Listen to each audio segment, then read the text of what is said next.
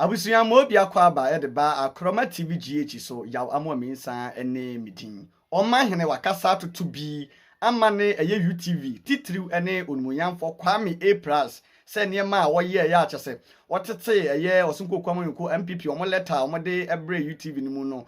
Sa niema na papa no ye no se eye nsimhunu kura na UTV so omo ye study. Anhwe ya ombeba be kurusu ne dan kura isansa niema omo ye no ensem fata.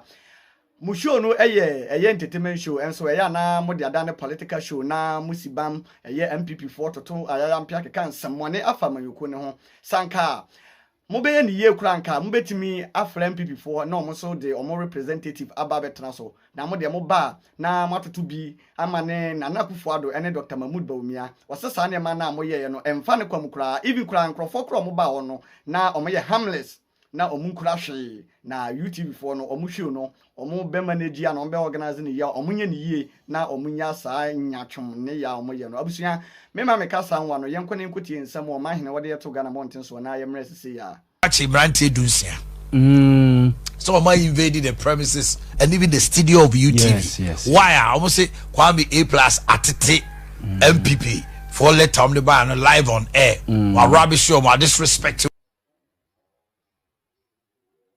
no more channel. Also by also no what is Uzubempa na and a smart tax. No Uzubempa at the bed 2 weeks the plan on all the 30 minutes. No more question or the man bed 30 and the free cry the card or maybe go on to MPP for the almost some review. Hey, already. You see, I got a you much heavy more yaw. But Nina could enjoy. No, but to what extent? Say why you may. Now, party being called for fee say. Jumana, you know, yen kabi ma o man, I say, yeah, Basho ma bind do. Yeah. No much about. But my question is, UTV, don't they have security? I would that or more but boys, you know. Send no musi doors no. Yeah, my issue is this. The gate. How can about 16 or 20 people invade this office? Just as they say why we are going into an election year. Yes.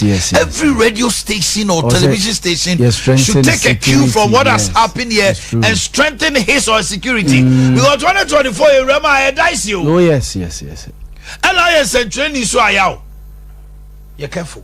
Yeah. We are training now, Timia. You're very careful. Speak your mind, but be circumspect.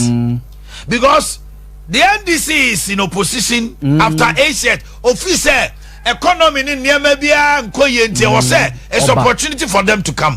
Almost if you say 8 years. Almost if your mama has done enough for say also Oba. MPP for so day a mantra break the 8 abeto. So almost so empty. Omufiso metima sasani amomaba.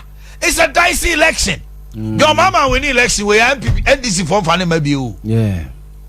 You know that? Yes. On to me can't say we are not Ghana have you or He's not going to have that sympathy from Ghanaians again. But akonta ade ba akoso so mesre UTV management no. Ade omo ye ya bani anye ho eyese o ya ade na oye no ebi kura wani nko ho se bia mfom so aso why do you give the letter to A+ to 10 kukuomu asem what I say ye wa hai ye oniema bebira ye ya obi ni letter sa letter and no it is handled at the management level. Yes so pan komo ade che asem pa yes na ye de abetra ne atiti na watitim so why do you give the letter to him to go on air to do that? It's the management of UTV they really rubbish MPP. You don't do that because you don't do that.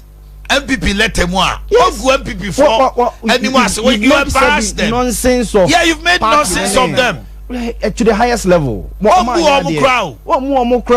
give a letter that's been written to management. Yes. A+ is not part of management. On your part of management. It's with the letter command UTV for Mumpeni for Father Dixon. Only Ken. Yeah. Kennedy.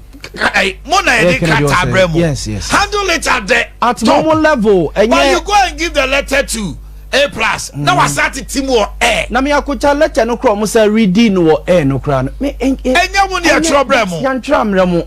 Enti eye kukom then you do a be a more adjustment bi a mo be ye then you when honorable chairman sir wrote a letter to us. Okay, chairman sir wrote a letter mine. Yes. Because we wanted to respond. We rather send our response on TV for people to know. But Yanka Chairman said they no the break TV so.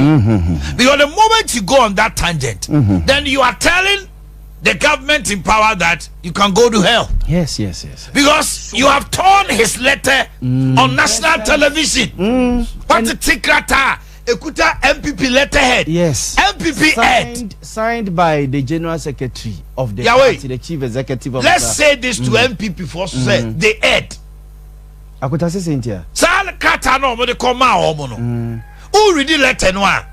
It's like they rather wanted to even direct how the program should be run. Debi Akunta, and in the end they did it. And the mom kofa so create Safo the next day. Ekofa other two guys be we are aligned to it. Yes, inti ade na mo ye no run the say.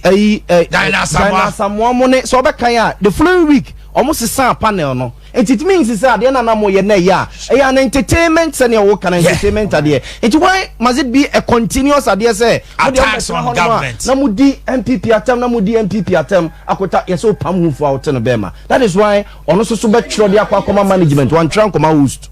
The letter was addressed to the management of the station. And why do you put it on a Uyano Asati team? Why? I didn't know, yes, sir. But maybe if you say, yeah. I could tell you beyond all these things, sir. Sir, a party truck koma will be, say, when you're my way, at the end of the day, you can take a decision on UTV. Yeah, the people have done it so many times. I could tell no say Odi can't and yes say you say more boycott no ebi ade na omo ye no more then we abstain but for me the letter shouldn't have come out. It was between management. Yes, them komo. Yes, media content. Yes, the constitution doesn't allow that. TV station be obviously friend TV station sade ni jai enu nti na mpempi no obi ya de na oni oman ka so omunya yi me buy discussion oman ka so omunya no aban bia ni kwan no ena institution obi ya de na oni nyepe ye wo kwan ye fa siesie asem bia wo media nim enti say wo de letter akọ say yenye dey panel but oman no krebi so en kan say omo program en weekends no some person on political show omo en political show preko because every penny say panel member bi obabia no oman obabia okasa akọ enti no what is so special about omo weekend program omo say entertainment nipa na okasa the entertainment personality but the no nsam na why ni nyina ye policy no more ye because adana my Mrs. Brother pass me buy no there was one panel member bi call that weekend no and someone no come say young people for na dey asoma no but okasa e say entertainment industry no yaw wo ba mu a emu ache say tu ya wo nipa bi a omu gina ha enu mo gina politicians na so si dey wi dada yeah there am say let me read it. I think Article 162, freedom and independence of the media. Let me go to the 3. Number 1 say freedom and independence of the media are hereby guaranteed. Article 162(2), subject to the Constitution and any other law not inconsistent with this Constitution, there shall be no censorship in Ghana. 3, there shall be no impediment to the establishment of private press or media, and in particular there shall be no law requiring any person to obtain a license as a prerequisite to the establishment of operation of a newspaper, journal, and 4, editors and publishers of newspapers and other institutions of the mass media shall not be subject to control or interference by government, nor shall they be penalized or harassed for their editorial opinions and views or the content of their publications. Yeah, this is where I was coming from.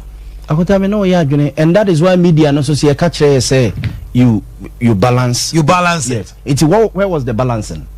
Fine, but if I am not balancing of a consistent idea, why yeah, sir, and he's drawing your attention to it. Your attention to it say na mobile corner and the politics there, then allow us so to have a representation. Yes, na